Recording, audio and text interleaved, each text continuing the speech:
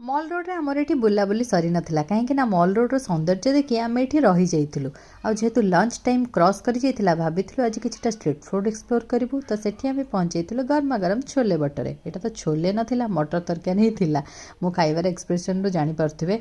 भाबिलु एते दिन ला नॉनवेज टिके खाइनु ए मोनाली सेमनाले नॉनवेज भी मिलुनी तापरे पाइगलु रास्ता रे अंडा सिजा तो बॉइल्ड एग दीटा धरी ताको खाई दे शांति रे आमे होटल फेरेला बेलू वर्षा जोर सोर काचिला तो आम ये गाड़ी पे वेट करथिलु हाँ आउ टिके स्नोफॉल भी देखिए मिलगला गाड़ी भितर तापर पहुँचु पहुँचु राति ही हो गला आज थिला हमर शिमला रे शेष दिन गरमा गरम डिनर पूरा थुरथुर शीतर आम सारी दे